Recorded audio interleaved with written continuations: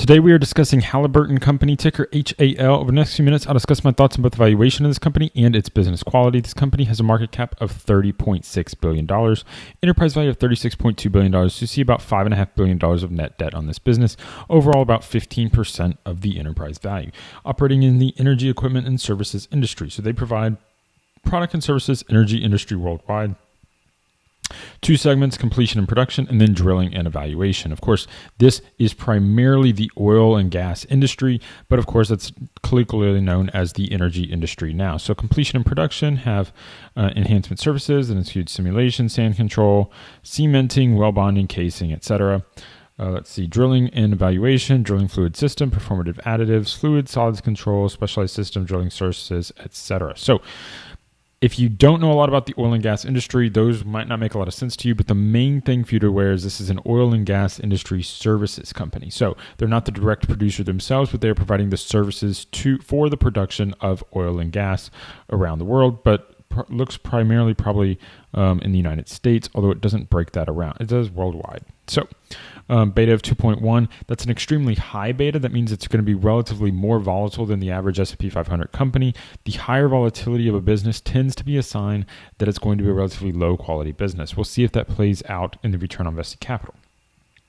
First thing we can see, of course, is highly volatile results on the bottom line. You have 1, 2, 3, 4, 5, 6, 7 years of losses in the last 20 years. That enough on its own is enough to disqualify it for me from my watch list, but there's probably a lot more we can learn about this business. I want to own companies that are making profits 19 or 20 years out of the last 20, and they have 7 years of losses, which of course substantially exceeds that target number. One of the problems with this many losses is it's really hard to predict the future. If you want to make a lot of money in the investment business, you need to be able to predict the future performance of your stock. Now, not perfectly, not precisely, but just you need to have a good idea of what the business is going to do over the next 5, 10, 20 years. And if you're not able to do that, it becomes very hard to be confident in the future performance of the stock if you can't understand the business. What the business is telling me here is it's hard to predict. What the business tells me here for these 10-year median returns is that even if you can predict it, the returns aren't very high. Return on equity of 5%, return on invested capital of 3%, return on assets of 2%. These are mid to low single-digit returns, which means you as a shareholder should be projecting that your return is something like mid to low single-digit returns. I look for double-digit returns in my investment portfolio, which means this is a low-quality company and not really as interesting for me as investment. Now, you can make a lot of money with low-quality companies if you buy them at very cheap prices. But as you can see here, this is a PE of 19.5, so this is by far not a cheap price. And price to book of almost 4, price to sales of 1.5.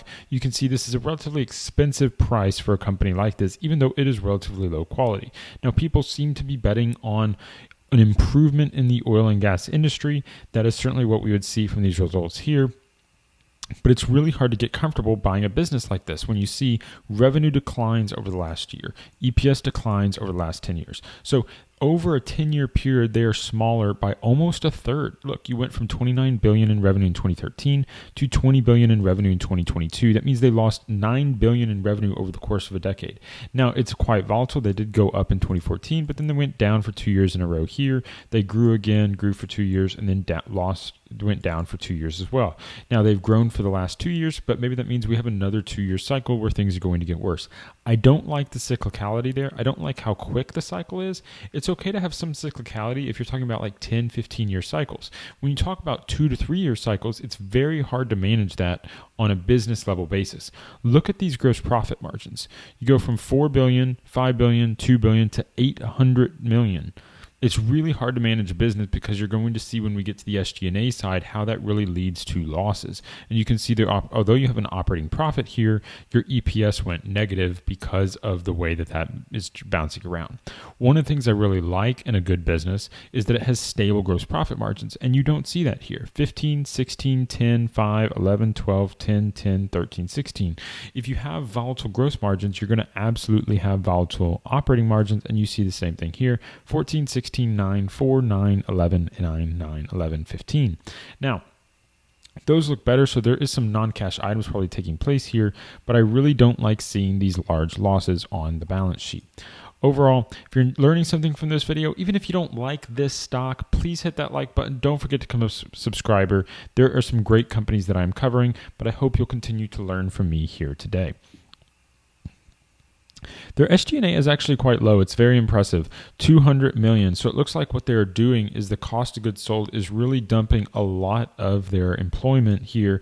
So this is the way they're structuring the business, is because they're a services business. They're really putting a lot of their employees and the headcount under the cost of goods sold line. So their gross profit is actually not as much of a problem as I otherwise would have thought. You had a major loss here in 2016, but it was not on an operating profit basis. On an operating profit basis, it looks like they were actually much better off than you would otherwise think, because they have 10 straight years of profitability here. So this is better than I thought from the previous stance. However, you can see large write-offs taking place on a pretty regular basis.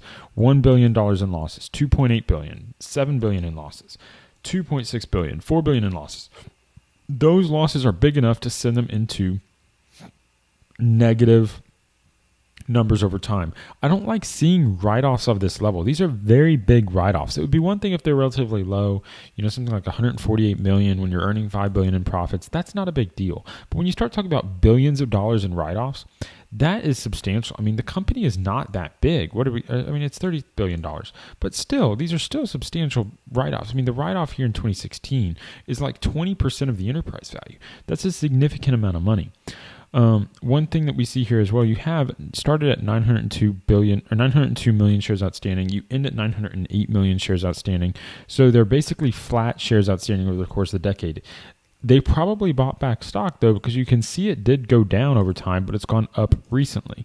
So you have a whole decade that any money that they put into buybacks is basically gone. You started the decade at $2.36 per share in earnings, and you're ending at $1.73. So your earnings are like 20% lower than you started the decade with. That's quite poor. Actually, worse than that. It's like 25 to 30% lower than what you started the decade at. That's quite poor. I don't make investments where I'm going to have worse earnings in the future than I do now, or at least not ones where I think that's likely. And so again, this would be a big red flag for me on this business. Balance sheet. One of the things with the oil and gas business is I want to understand their balance sheet, what is going on. You see their PP&E is lower than it was a decade ago, $10.2 billion down to $5.2 billion. So you've removed about $5 billion in PP&E from the business. Now that could be some of these write-offs that we've seen. It's going to be really hard to tell by what we see here. But that becomes a concern because when you think about it, they have $7.9 billion in debt. So your debt here is $8 billion, basically. $5 billion in PP&E. So you have about $3 billion in excess debt here that's you need to bring in the inventories basically to cover it. So their inventories plus their PP&E is kind of matching off against the debt. This is a highly leveraged business. You don't want a lot of leverage on a business that's this cyclical. It introduces bankruptcy risk. And so for me, I would be really concerned as a shareholder when I see that.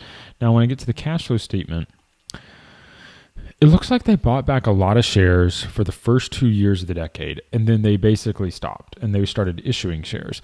But they still had some stock-based compensation early on, but fortunately not a lot of stock-based compensation, or at least the stock-based compensation is showing up here on the net issuance level. Not a great sign. They do have dividends, but you can see they're not paying more in dividends today than they used to. They have all this cash flow from operations, but where is it going? The company isn't growing, or at least not in any reasonable amount. The company's gone down in size. You've earned all this cash flow, and yet you're not paying it out, but like 10% of that cash flow in dividends, 10 to 20% of that cash flow in dividends. It's not buying back shares. Where's the cash flow going? It looks like it's just being incinerated. So unfortunately, Halliburton Company is a pass for me.